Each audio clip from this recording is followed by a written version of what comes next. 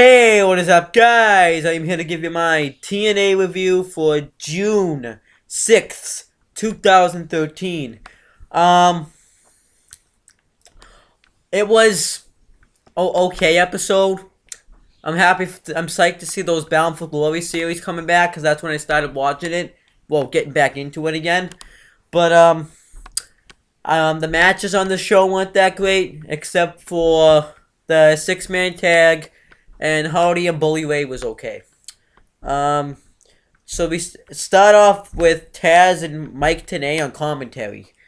Um, I guess they were true then, that Facebook post, because I saw on Facebook that Todd Kennelly and Jesse Sorensen have been released. I'm not sure about Jesse Sorensen yet. If he gets released, it's kind of bullshit because he was injured and he didn't really get to go forward in his career.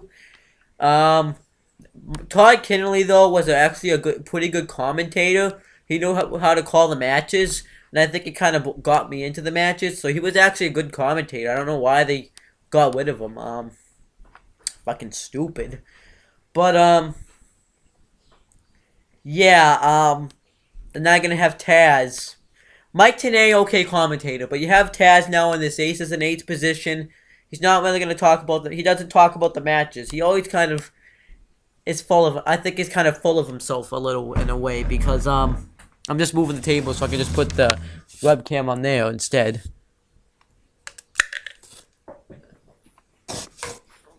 Yeah. Yeah, so I think Todd Kennelly brought pretty cool stuff to the commentary to the board, but I don't know why he got released, but I think there were more Douglas Williams. He wasn't doing shit anyway, so yeah, I don't know why they got rid of him. Kind of makes me sick too, because some of these guys do bust their ass though, and you have Hulk Hogan, who does nothing. He doesn't do shit. But then it tells you what's I missed the first couple minutes, but it probably played one of those video packages telling you what's been going on.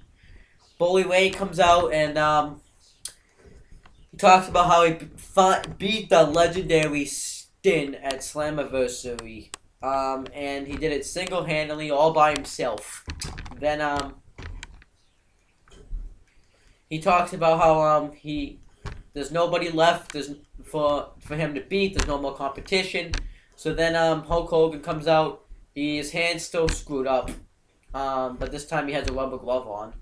He tells Bully Ray that that there's no competition. The Bound for Glory series are coming up, so they're gonna announce who is gonna be in the next few weeks. Then he makes a match between Bully Ray and Jeff Hardy, who wants payback on Bully Ray for taking him out of TNA. Then Jeff Hardy, Hulk Hogan makes it a match that Hardy's going to feel comfortable in, not for the title. It's going to be a ladder match, and there's going to be a bold Pete Hammer handing over, and whoever gets it gets to use it. Pretty much like the Triple H Kevin Nash match they had at WWE TLC. It's going to be like that. Well, the WWE had, not they. Like I said, Bound for Glory series, so they kind of give you a video package hyping it up, so those who could possibly be in it. Chavo Guerrero and Hernandez are backstage. They're both disappointed that they lost the tag team championships, but they are happy they get a chance to be in the Bound for Glory series and become World Heavyweight Champion. Hernandez thanks Chavo Guerrero. He taught him for teaching him everything he knows, but then he says, "Hey, I didn't teach you everything I know." So then we get, it shows ShopTNA.com first. We get Hernandez versus Chavo Guerrero in a Bound for Glory series qualifying match. This was a really good match. It was an okay match. For partners that have been pretty good together. So yeah, so far though you do have Jay Bradley in the Bound for Glory series. But then I wanted Chavo to win, but you had Hernandez and Chavo go back and forth. Hernandez hit that shoulder breaker, that back breaker move, and then He went to hit that little power, and Chavo was hitting the three amigos on him, and then he went for the frog splash, but Hernandez got the knees in the gut. Then he went for that powerbomb move, but Chavo rolled him up. But then Hernandez overpowered him and rolled up Chavo for the win. I didn't really want Hernandez to win. I wanted Chavo to win more because I think we would have seen better matches in the Bound for Glory series if Chavo was in it. But Hernandez isn't being in it's not gonna like kill in the world. But I think Chavo was the better wrestler, so that's why. But we're probably gonna see them get the rematch for the tag titles anyways. Chavo was pissed that he lost, but he shook his hand. Probably not leading to anything though. Rampage Jackson backstage, yeah, because they've been talking about how they have a new TNA free agent. People were escalating Batista, John Morrison, Rob Van Dam coming back. It's Rampage Jackson.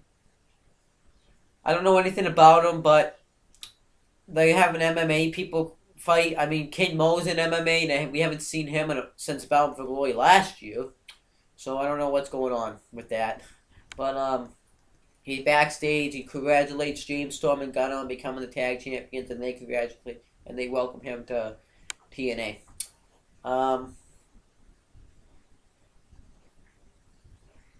Devon promo. He comes out and he's pissed that he lost the TV championship to Abyss because it wasn't a sanctioned match. So he wants Abyss to come hand the title back. Joseph Paul comes out and he's upset that Devon robbed him of his television championship match. So he's going to take a page out of Ace and Nate's playbook and attack him. He gets a good little bit of offense with shoulder blocks, but Devon just clotheslines him. He hits him with the microphone and Ted's like, oh, he's just checking the mic. Sometimes those batteries went out. Just got to use it by hitting someone in the head. Then he throws him into the steel post, hits him with the chair. Well, he goes, and then he tries to hit him again, but Abyss's music hit. He never comes out because Joseph Park's out there. And then Devon leaves to find. If your ass isn't gonna come out, I'm gonna come find you, bitch. So then he goes out to find. He's gonna go find. So then he leaves the crowd to go find him. And Joseph Park's just pissed because he saw his own blood. So he kind of has the monster fear to him. Bound for Glory ad. Devon and Mike Knox are backstage. They're trying to find Abyss to beat the hell out of him. Nothing really to it. We get Robbie E versus Samoa Joe in a Bound for Glory series qualifying match. Nothing really. Before the match, Robbie E talks about how he owned the Bound for Glory series. He got 5 points by beating Jeff Hardy, the Bound for Glory series winner. And then he says he's going to dominate the competition. He's going to get either 10 points, 20 points, or 20,000 points. And then Samoa Joe comes down and just squashes him and beats him with a rear naked choke. So far in the Bound for Glory series, we get Jay Bradley. We have Jay Bradley, Hernandez, and Samoa Joe. Doesn't look the best so far. Liked it a little bit better last year. But whatever. Samoa Joe's good because he did show a good showing last year. And Hernandez could be good. He could be good. I'm not sure. Jay Bradley, I don't know how he could suck. He could suck. But anyways, it shows the Knockouts promo from last week where Mickie James didn't save Gail Kim, didn't save Velvet Sky from getting beaten up by Gail Kim. Mickie James and Velvet Sky are backstage, and Mickie James apologizes for not helping Velvet Sky, but she didn't think she was like in slow motion, I guess. So yeah, and Mickie James. And then Velvet Sky forgives her, and she says that she wants a rematch, but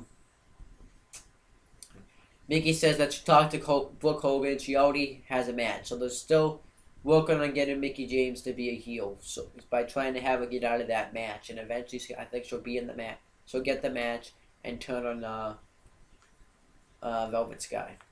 Then it shows Kurt Angle being inducted into the Hall of Fame. We get Rampage Jackson's debut.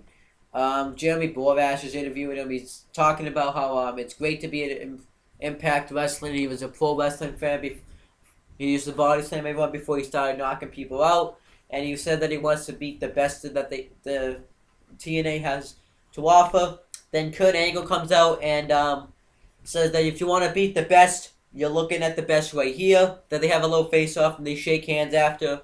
I actually don't know if they just did this to they did this just for show, but I can see a Rampage Jackson versus Kurt Angle match in the future. But his music though is weird. It's just wolves howling. That's just wolves howling. It's just so weird. But yeah, Kurt Angle and Rampage Jackson could be a good match. Then it shows Hulk Hogan make the main event. Jeff Hardy's backstage. He's talking about how it's great to be back in TNA, and he's gonna get some payback tonight with Bully Ray with the ladders and the hammer.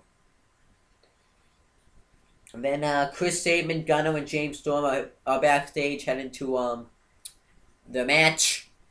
Then it shows Rampage Jackson and Kurt Angle's face off. Bully Ray and Mr. Anderson are backstage. No other aces are back there. There was no Doc. There was no West. There was no Garrett. I don't know where they went. They weren't on the show. But Bully Ray says that where's D'Lo? And he's like, no, I don't know. He says he has a headache. Then they talk about how it was like how they're so happy that they kicked D'Lo out of the D'Lo out of the group, and now the Finns are better than the aces and eights. Bully Ray's pissed off that he has to go face Jeff Hardy in a match and climb a ladder and hit him with a hammer again when he already did that, and that none of the aces and eights members are going to be in the Bound for Glory series. That kind of pisses me off because I think Mr. Anderson has a lot that he can provide with the Bound for Glory series, and Wes Briscoe could show what he can bring to the Bound for Glory series. Garrett sucks, Doc sucks, Knox sucks, Mike Knox, and Devon. Maybe he could be in it, but I don't know.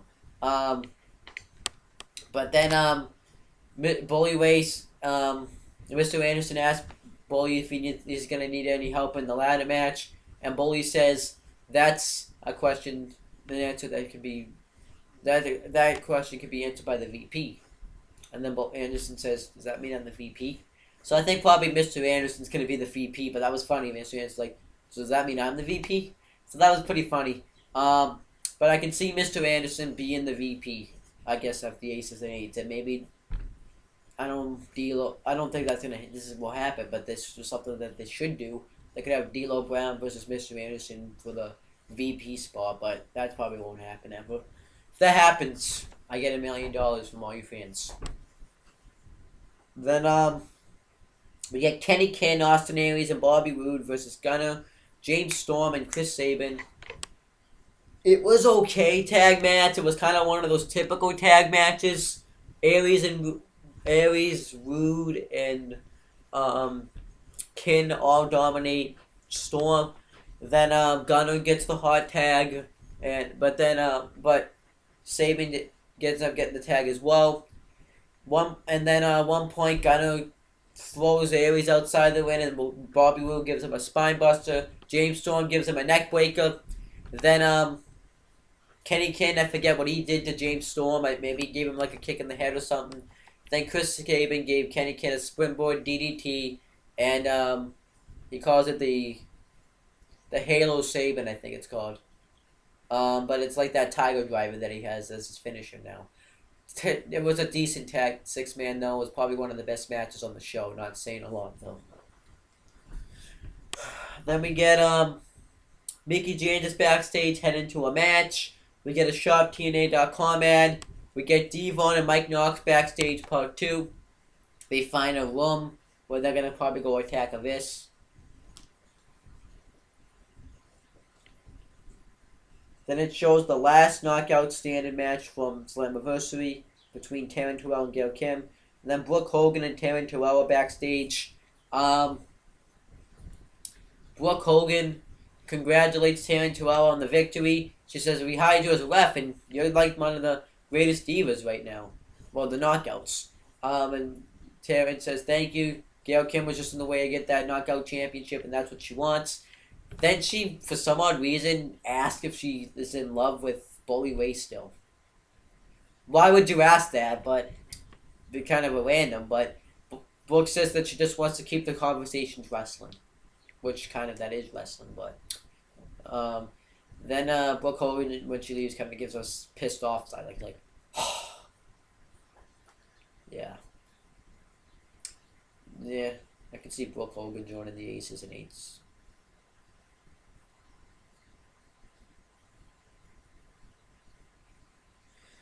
Then we get a fucking boring match. Fucking useless match. Mickey James versus Taylor Hendricks. What the fuck was that? I don't even remember who Taylor Hendricks is. I guess she won Gut Check. I don't remember ever seeing Taylor Hendricks. Who gives two flying shits? The crowd actually chanted that she sucked, and they chanted the yes, and Taz brought it up and saying, "Yes, we get it. Yes, we get it." So yeah, they kind of did. So I like how Taz kind of brought it up. Maybe they'll do it more often, but they probably didn't even hear him. And then she at one point she chants OVW, but Mickey James fakes a knee injury and hits her with the Mick kick. Taylor Hendricks, anyways. Devon and Mike Knox, a final backstage segment. This was kind of weird too, because the cameras were like zoomed awkwardly on them, and they're trying to find Abyss, and for some odd reason, Devon leaves Mike Knox, and Abyss attacks Mike Knox, and then Devon gets attacked by Abyss, and he says that he's gonna take the TV championship into the Abyss. I'm not really interested in it. It's just not interesting to me. We're probably gonna see a lot of like stuff with Joseph Park and Abyss still. They need to like kill off this Joseph Park stuff. Honestly, they need to kill it off. This is getting old. I don't want to see it anymore. They should have killed it off. This should have lasted until maybe a few months. This is just getting old. I'm not doing Joseph Park's fucking useless. Then it shows the World Heavyweight Championship match from Slammiversary. So then it announces that. So then we get a tweet that says, "No one wants to help me. I see how it is." It was like something like that, but no, he was upset. I guess that's a tweet like he's upset that no one came out and helped him during the world title match.